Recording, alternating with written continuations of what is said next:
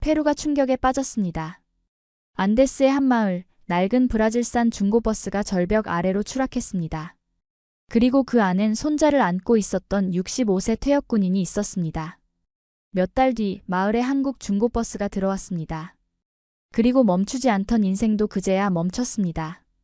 과연 무엇이 한 노인의 삶을 다시 움직이게 했을까요? 지금부터 그 이야기를 시작합니다.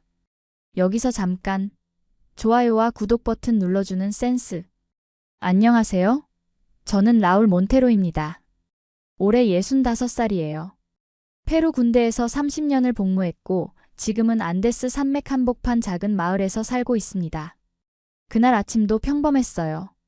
파울로가 학교에 가야 한다고 하더군요. 12살 손자인데 아버지가 리마에서 일하느라 저희 집에서 살고 있습니다. 어머니는 파울로가 5살 때 병으로 세상을 떠났죠.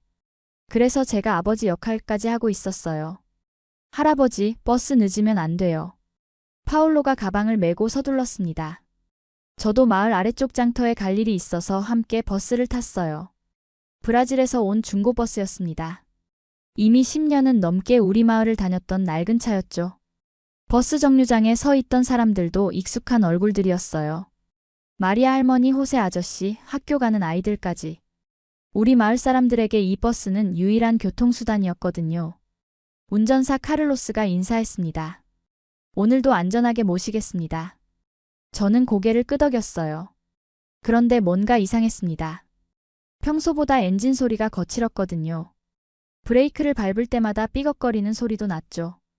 군 복무 시절 차량 정비도 배웠기 때문에 이런 소리가 심상치 않다는 걸 알았어요. 카를로스, 브레이크 점검했나? 어제 봤는데 괜찮다고 하더라고요. 하지만 불안했습니다. 산길은 가파르고 굽어져 있거든요. 한번 실수하면 절벽으로 떨어질 수 있어요. 특히 우기철이라 노면도 미끄러웠죠. 파울로는 창가 자리에 앉아서 밖을 내다보고 있었어요. 할아버지, 저기 콘도르 보여요. 안데스 산맥의 큰 독수리가 하늘을 날고 있었습니다. 파울로는 늘 그런 걸 보며 신기해했죠. 버스가 가장 가파른 내리막길에 접어들었을 때 일이 벌어졌습니다. 카를로스가 브레이크를 밟았는데 차가 멈추지 않았어요. 발판이 바닥까지 눌러졌는데도 속도는 줄지 않았습니다. 브레이크가 안 돼? 카를로스가 소리쳤어요. 버스는 점점 더 빨라졌습니다. 승객들이 비명을 지르기 시작했죠. 저는 파울로를 꽉 껴안았어요. 할아버지, 무서워요. 파울로의 떨리는 목소리가 지금도 귓가에 남아 있습니다. 버스가 커브길에서 중심을 잃고 굴러떨어졌어요. 세상이 뒤바뀌는 것 같았습니다. 유리창이 깨지고 철판이 구겨지는 소리가 났죠. 저는 마지막 순간까지 파울로를 보호하려고 했어요. 정신을 차렸을 때 저는 병원 침대에 누워 있었습니다. 다리가 부러지고 갈비뼈에 금이 갔다고 하더군요. 하지만 그런 건 중요하지 않았어요. 파울로는 어디 있습니까? 간호사가 고개를 숙였습니다. 의사가 들어와서 말했죠. 죄송합니다. 아이는 구하지 못했습니다. 그 순간 제 세상이 무너졌어요. 손자를 지키지 못한 할아버지가 되어버렸습니다. 브레이크가 제대로 작동했다면, 제가 더 조심했다면 파울로는 지금 살아있을 텐데요. 퇴원 후 집에 돌아와서도 아무것도 할 수 없었습니다. 에스텔라 아내가 말없이 곁을 지켜줬지만 저는 폐인처럼 지냈어요. 파울로의 방은 그대로 두었습니다. 책상 위에 숙제책이 펼쳐진 채로요. 이젠 버스도 나도 멈출 수 없게 됐다. 매일 그 생각만 했습니다. 브레이크가 고장난 버스처럼 제 인생도 어디로 굴러갈지 모르겠더군요. 그로부터 석 달이 지났어요. 마을에는 새로운 소식이 들려왔습니다. 젊은 시장 소피아가 회의를 소집했거든요. 정부와 한국 기관에서 새로운 버스를 지원해준다고 합니다. 시장의 말에 마을 사람들이 웅성댔어요. 저는 관심이 없었습니다. 또 중고차겠죠. 브라질산처럼 고장 나기 쉬운 차 말이에요. 이번엔 한국산이라고 해요. 대우버스와 현대버스 중고 차량입니다.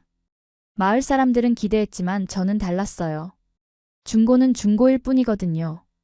파울로를 죽인 것도 중고버스였으니까. 라울 씨, 회의에 참석하지 않으실 건가요?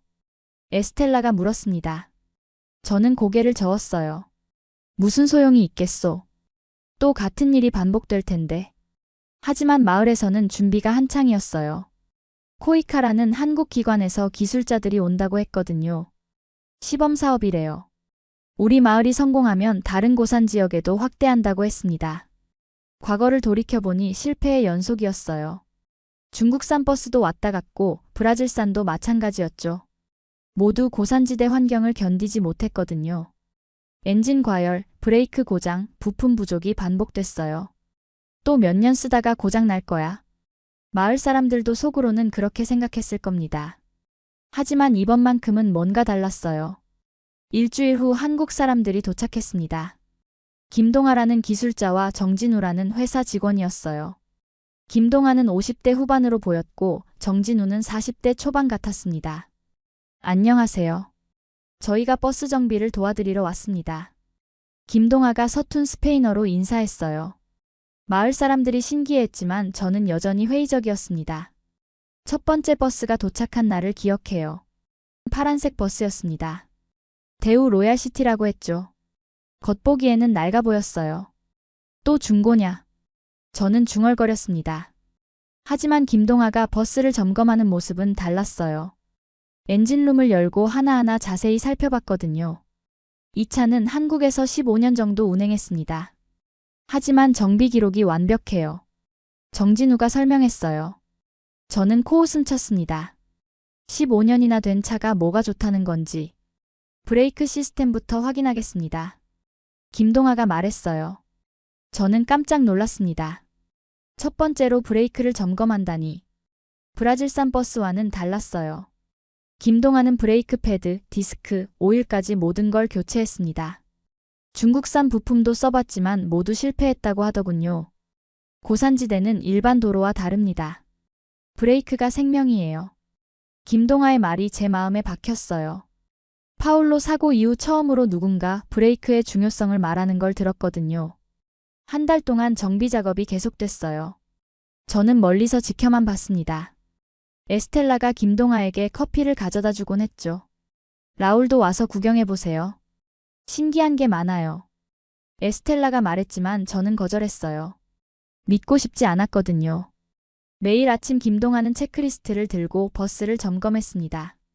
브레이크부터 시작해서 엔진, 서스펜션, 전기 개통까지. 이런 걸 본 적이 없었어요. 한국에서는 이게 기본입니다. 정진우가 말했어요. 저는 궁금했지만 가까이 가지는 않았습니다. 드디어 시험 운행하는 날이 왔습니다. 마을 사람들이 모두 나왔어요. 소피아 시장이 저를 찾아왔어요. 라울 씨, 함께 타보지 않으실래요?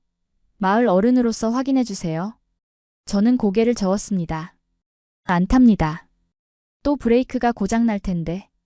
그때 김동아가 다가왔어요. 라울 씨, 직접 확인해 보세요. 이 차는 다릅니다. 저는 여전히 주저했어요. 하지만 마을 사람들의 시선이 부담스러웠습니다. 에스텔라도 제 팔을 살짝 잡아당겼죠. 파울로도 당신이 용기 내기를 바랄 거예요. 결국 저는 버스에 올라탔습니다. 손이 떨렸어요. 파울로와 마지막으로 탔던 그 브라질산 버스가 생각났거든요. 좌석에 앉자마자 식은땀이 났습니다. 김동아가 운전석 옆에 앉았어요. 직접 운전하겠다고 하더군요. 마을 운전사 카를로스도 함께 탔습니다. 시동을 걸었을 때부터 달랐어요. 엔진 소리가 부드러웠습니다. 브라질산 버스는 늘 덜컥거리고 진동이 심했거든요. 하지만 이 차는 조용했어요. 천천히 출발했습니다. 마을 사람들이 손을 흔들며 배웅했어요. 저는 창밖을 보면서도 긴장을 놓을 수 없었습니다. 언제 브레이크가 고장 날지 모르니까요. 첫 번째 내리막길에 접어들었을 때였어요. 제 심장이 빨리 뛰기 시작했습니다. 바로 이런 곳에서 파울로와 사고를 당했거든요. 김동아가 브레이크를 살짝 밟았어요. 버스가 부드럽게 속도를 줄였습니다. 삐걱거리는 소리도 없었죠. 저는 놀랐어요. 더 가파른 내리막길이 나타났습니다. 예전 사고 지점과 비슷한 곳이었어요. 저는 무의식 중에 손잡이를 꽉 잡았습니다. 김동아가 브레이크를 조금 더 세게 밟았어요. 버스가 정확히 멈췄습니다. 미끄러지지도 않고 흔들리지도 않았죠. 마치 바위처럼 단단하게 서 있었어요. 어떠세요? 김동아가 물었습니다. 저는 말을 할 수 없었어요. 감정이 복받쳤거든요. 가장 가파른 구간에서 김동하가 완전히 멈춰 섰습니다. 경사가 45도는 될 것 같았어요. 예전 브라질산 버스라면 절대 멈출 수 없는 곳이었죠. 지금부터 급브레이크 테스트를 하겠습니다. 김동하가 말했어요. 저는 깜짝 놀랐습니다. 일부러 급브레이크를 한다고요? 속도를 올린 다음 갑자기 브레이크를 밟았어요. 버스가 딱 멈췄습니다. 승객들이 앞으로 쏠리지도 않았어요. 브레이크가 단계별로 작동하면서 충격을 흡수했거든요. 저는 믿을 수 없었습니다. 이런 브레이크가 있다니. 파울로가 탔던 버스에 이런 브레이크가 있었다며요. 그날 이 버스였으면 아이는 살았을 텐데. 저도 모르게 중얼거렸어요. 김동하가 들었나 봅니다. 기술이 아니라 책임으로 만든 차입니다. 김동하의 말이 가슴에 박혔어요. 책임이라는 단어가 특히 그랬습니다. 시험 운행을 마치고 돌아왔을 때 마을 사람들이 기다리고 있었어요. 어떠냐고 물어봤지만 저는 대답할 수 없었습니다. 아직 정리가 안 됐거든요. 집에 돌아와서 에스텔라에게 말했어요. 브레이크가 정말 잘 작동한다고요. 파울로를 구하지 못한 죄책감이 조금 줄어드는 것 같았습니다. 그날 밤 잠을 이루지 못했어요. 파울로가 꿈에 나타났습니다. 예전처럼 웃고 있더군요. 할아버지, 이제 안전한 버스가 생겼네요. 꿈속에서 파울로가 말했어요. 깨고 나니 눈물이 났습니다. 다음날 아침 김동하를 찾아갔어요. 더 자세히 알고 싶었거든요.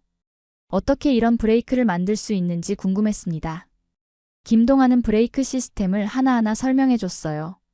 이중 안전장치, 압력 센서, 자동 조절 시스템까지. 복잡했지만 이해하려고 노력했습니다. 한국에서는 승객 안전이 최우선입니다. 김동하가 말했어요. 저는 고개를 끄덕였습니다. 이제야 알겠더군요. 단순히 중고차를 준 게 아니라 안전한 교통수단을 준 거였어요. 며칠 후 두 번째 시험 운행이 있었습니다. 이번에는 제가 먼저 탔어요. 더 이상 두렵지 않았거든요. 오히려 신뢰가 생겼습니다. 버스가 마을 곳곳을 다니면서 멈춰 섰어요. 모든 구간에서 브레이크가 완벽하게 작동했습니다. 저는 확신했어요. 이 버스라면 안전하다고. 그때부터 제 마음에 변화가 일어났습니다. 파울로를 잃은 슬픔은 여전했지만 다른 아이들을 지켜야겠다는 생각이 들었어요. 이 안전한 버스로 말이죠. 그때부터 제 마음에 변화가 일어났습니다. 파울로를 잃은 슬픔은 여전했지만 다른 아이들을 지켜야겠다는 생각이 들었어요. 이 안전한 버스로 말이죠. 한국 버스가 정식으로 운행을 시작한 건 일주일 후였습니다. 마을 사람들이 모두 나와서 축하했어요. 저도 구경하러 갔습니다. 예전과는 다른 마음이었죠. 첫날부터 문제가 없었어요. 아이들이 안전하게 학교에 도착했습니다. 어른들도 장터에 무사히 다녀왔고요. 저는 안도했어요. 하지만 며칠 지나니 걱정이 생겼습니다. 운전사들이 아직 이 버스에 익숙하지 않았거든요. 브레이크 사용법도 제대로 모르는 것 같았어요. 그래서 저는 결심했습니다. 직접 나서기로 한 거죠.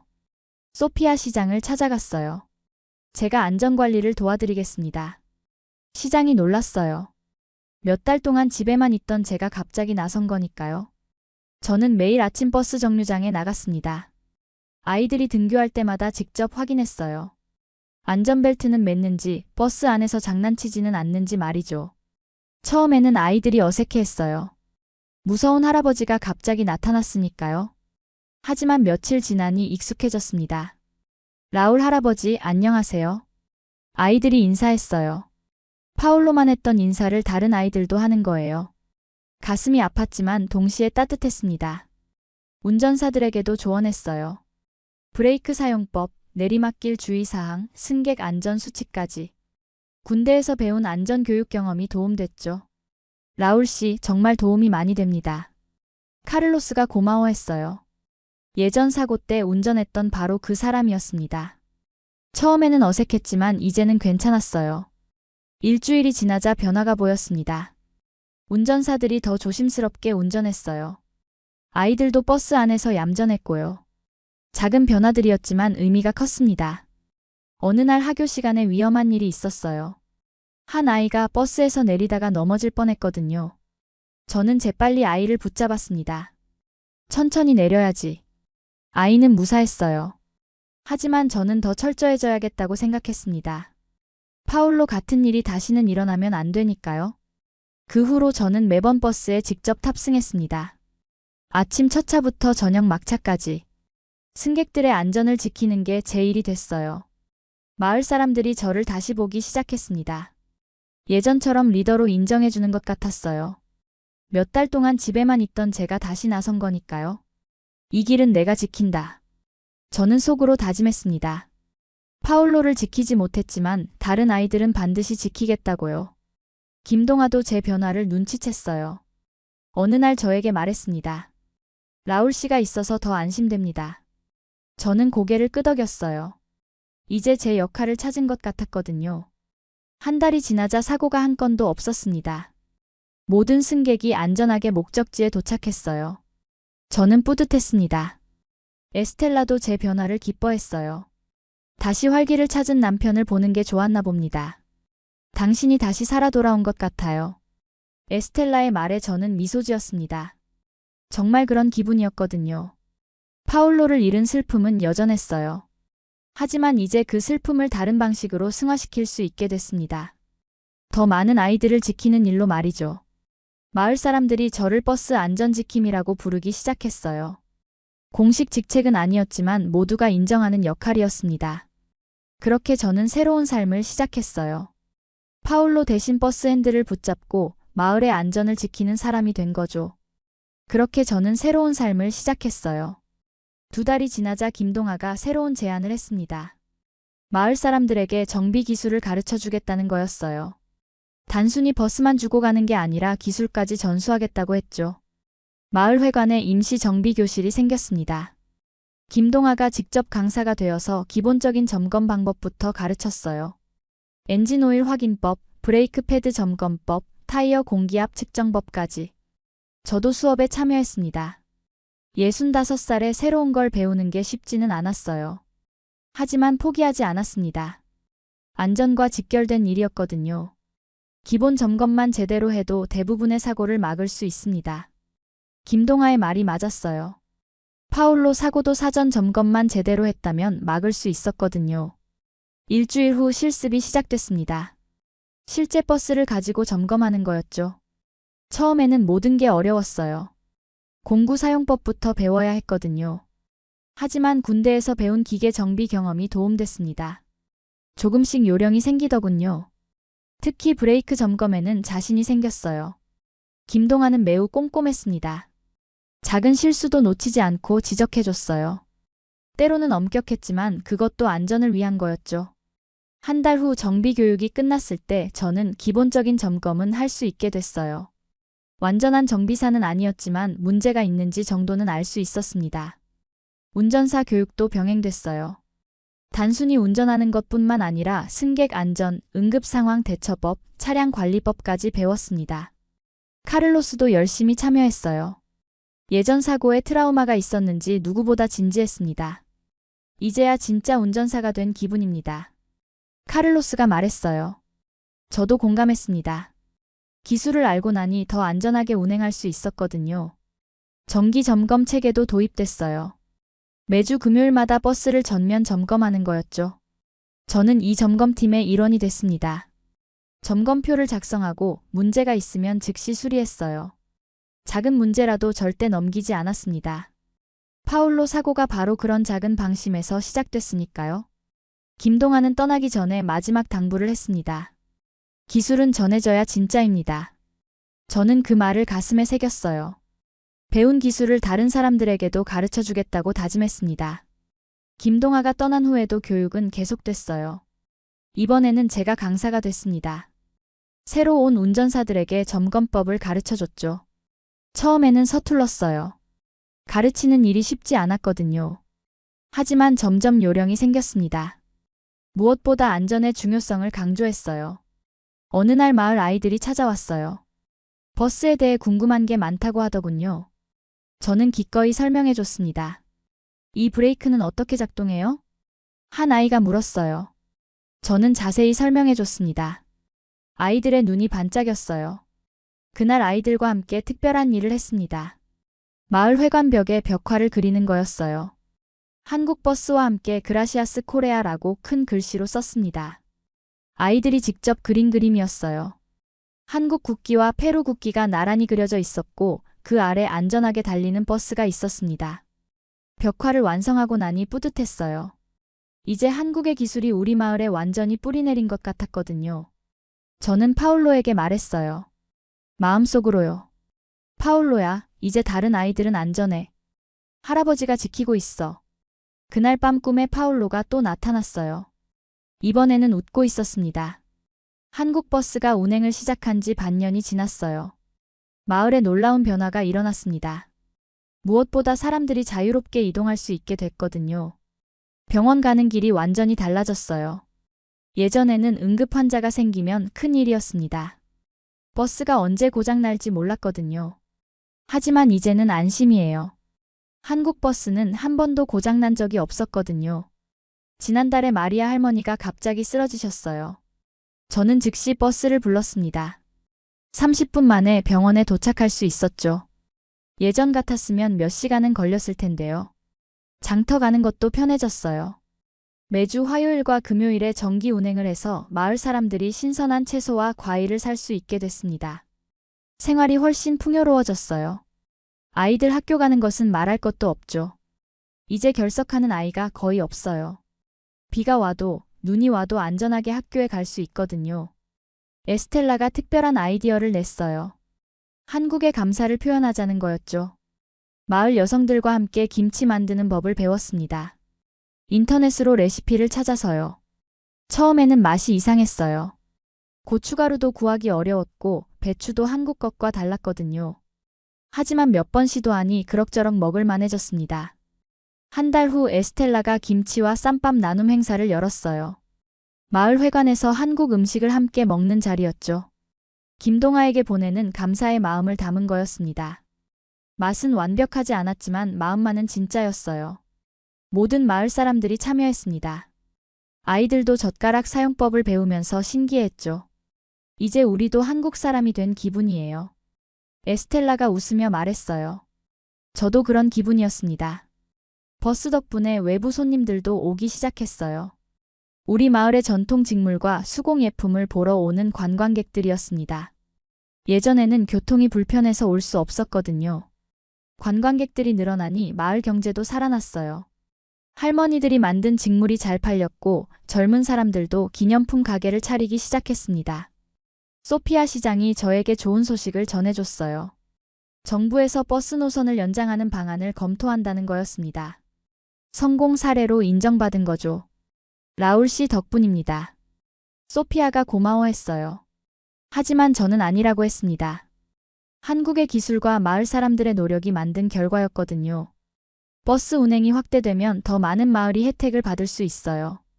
우리처럼 교통이 불편한 고산 지역 마을들 말이죠. 저는 그 일에도 참여하고 싶었습니다.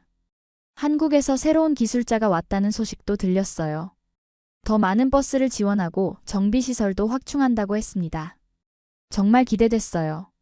어느 날 아침 버스를 타고 가는데 한 아이가 말했어요. 라울 할아버지, 저도 커서 버스 기사가 될 거예요. 그 말을 듣고 가슴이 뭉클했습니다. 파울로도 그런 꿈을 가졌을 텐데요. 저녁에 에스텔라와 산책을 했어요. 마을 곳곳에서 사람들의 웃음소리가 들렸습니다. 예전보다 훨씬 활기찼어요. 마을이 다시 살아났네요. 에스텔라가 말했어요. 정말 그랬습니다. 한국 버스가 단순히 교통수단만 바꾼 게 아니라 마을 전체를 바꾼 거였어요. 그날 밤 파울로 방에 들어갔어요. 오랜만이었습니다. 책상 위에 그림 한 장을 놓았어요. 아이들이 그린 한국 버스 그림이었습니다. 파울로야, 이제 우리 마을은 안전해졌어. 네가 꿈꾸던 마을이 됐단다. 저는 조용히 말했어요. 파울로가 들을 수 있을 거라고 믿었거든요. 한국 버스 운행 1주년이 되던 날이었습니다. 마을에서 기념행사를 열었어요. 소피아 시장이 특별한 발표를 했습니다. 저를 명예운전사로 위촉한다는 거였어요. 정식 운전사는 아니지만 안전관리와 승객보호에 기여한 공로를 인정받은 거죠. 명예운전사 위촉장을 받을 때 눈물이 났어요. 파울로를 지키지 못한 죄책감에 시달렸던 제가 이제는 마을의 안전을 지키는 사람이 된 거거든요. 그날부터 저는 매일 아침 첫 차 운행에 참여했습니다. 공식적으로 인정받은 역할이었어요. 운전은 하지 않지만 승객들의 안전을 확인하는 일이었죠. 오전 6시 30분이 되면 저는 버스 정류장에 나가요. 아이들이 학교 가는 첫 차를 기다리고 있거든요. 하나하나 안전하게 탑승시키는 게 제 일입니다. 안전벨트 매세요. 창문에 몸을 내밀지 마세요. 차 안에서 뛰어다니면 안 돼요. 매일 같은 말을 반복하지만 지겹지 않아요. 안전이 최우선이거든요. 아이들도 이제 저를 완전히 받아들였어요.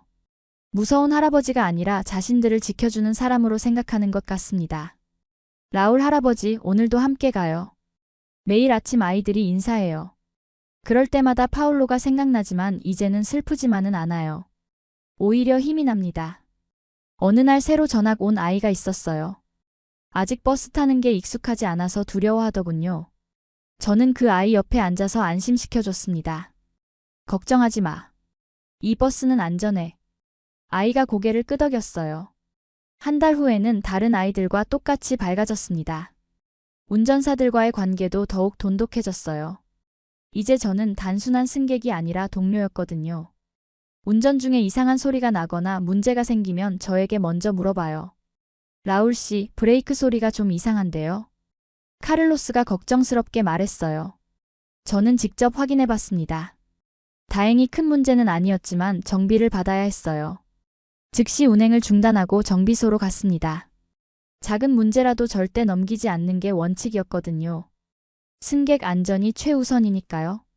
정비를 마친 후 다시 운행을 시작했어요. 모든 게 완벽했습니다.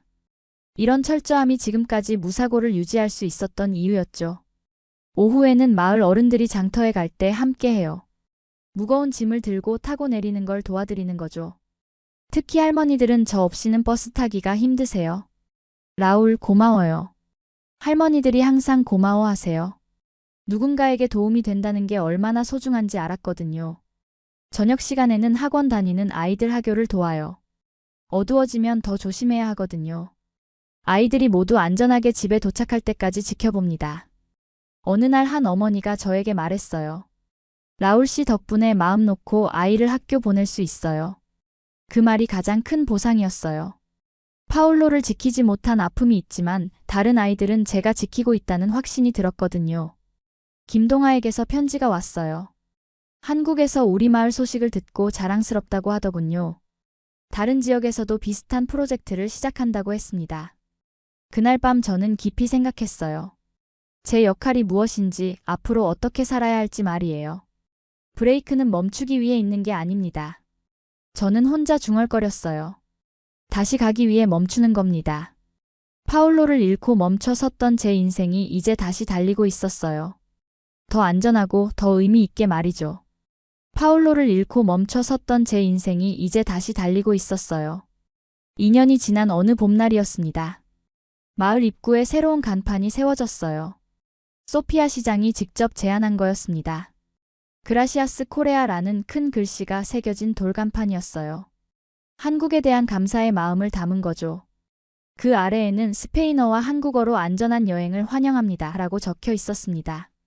간판 제막식 날 마을 사람들이 모두 모였어요. 저도 특별히 초대받았습니다. 명예 운전사로서 말이죠. 이 간판은 라울 씨의 제안으로 만들어졌습니다. 소피아가 말했지만 사실이 아니었어요. 마을 모든 사람의 마음이 모여서 만들어진 거였거든요. 그 무렵 특별한 손님들이 왔어요. 한국 대학생들이었습니다. 국제봉사활동으로 우리 마을을 방문한 거죠. 젊은 친구들이 20명 정도 왔어요. 학생들은 한국버스 프로젝트에 대해 궁금해했습니다. 저는 기꺼이 설명해줬어요. 처음 한국버스가 왔을 때부터 지금까지의 모든 이야기를 말이죠. 정말 대단하세요. 한 학생이 감탄했어요. 저는 부끄러웠습니다. 대단한 건 한국의 기술과 마을 사람들의 노력이었거든요. 학생들과 함께 문화교류 행사를 열었어요. 한국 전통춤도 보여주고 우리 마을의 전통음악도 들려줬습니다. 서로 다른 문화지만 마음은 통했어요. 가장 인상 깊었던 건 삼겹살 파티였어요. 학생들이 직접 고기를 구워줬거든요. 마을 사람들은 처음 먹어보는 맛에 신기해했습니다. 이게 한국 음식이에요? 에스텔라가 물었어요. 학생들이 웃으면서 설명해줬습니다. 그날 밤 마을 전체가 축제 분위기였어요. 학생들이 떠나기 전에 저에게 선물을 줬어요. 한국어로 쓰인 책이었습니다. 읽을 수는 없었지만 소중히 간직했어요. 할아버지의 이야기를 한국에 가서 꼭 전해드릴게요. 한 학생이 약속했어요. 저는 고마웠습니다. 파울로 이야기까지도 누군가 기억해준다는 게 위로가 됐거든요. 요즘 제 하루는 더욱 바빠졌어요. 다른 마을에서도 안전관리 방법을 배우러 오거든요. 우리 마을이 모범 사례가 된 거죠. 새로 온 방문객들에게 항상 강조하는 게 있어요. 기술도 중요하지만 마음가짐이 더 중요하다는 거예요. 승객 한 명 한 명이 소중한 생명이라는 걸 잊으면 안 된다고 말합니다. 안전은 선택이 아니라 의무입니다. 제가 자주 하는 말이에요. 파울로를 잃고 나서 깨달은 진리였거든요. 지난주에는 정부 관계자들이 왔어요. 우리 마을의 성공 사례를 다른 지역에 확산시키겠다고 했습니다. 한국과의 협력도 더욱 확대한다고 하더군요. 저는 그 자리에서 한 가지 부탁을 했어요. 새로운 버스가 가는 곳마다 안전교육을 함께 해달라고요. 기술만 전하는 게 아니라 안전의식도 함께 전해야 한다고 말했습니다. 요즘 파울로 꿈을 자주 꿔요. 예전처럼 슬픈 꿈이 아니라 행복한 꿈이에요. 파울로가 한국 버스를 타고 학교에 가는 꿈 말이죠. 할아버지, 이제 안전하네요. 꿈속에서 파울로가 말해요. 저는 대답합니다. 그래, 이제 모든 아이들이 안전해. 어제 저녁 마을을 산책하면서 생각했어요. 저는 손자 하나를 지키지 못했지만 이제는 마을 전체를 지키고 있다고요. 한국 버스가 가져다 준 건 단순한 교통수단이 아니었어요. 희망이었습니다. 안전이었고 새로운 삶이었죠. 오늘도 저는 아침 첫 차에 올라탑니다. 아이들의 밝은 얼굴을 보면서 말해요. 오늘도 안전하게 가자. 나는 한 아이를 지키지 못했습니다. 하지만 이 버스가 이 마을을 지켜줬습니다. 산을 넘지 못하던 마을, 브레이크가 멈추지 않던 인생, 그리고 누군가의 손에 전달된 한국의 기술과 진심은 오늘도 안데스 산맥을 달리고 있습니다. 오늘의 사연은 어떠셨나요? 이번 영상을 어떻게 생각하시는지 댓글로 의견을 남겨주시고 좋아요를 눌러주세요. 다음에도 더 흥미진진한 사연으로 찾아뵙겠습니다. 여러분의 사연 제작소 감동 나누기였습니다. 감사합니다.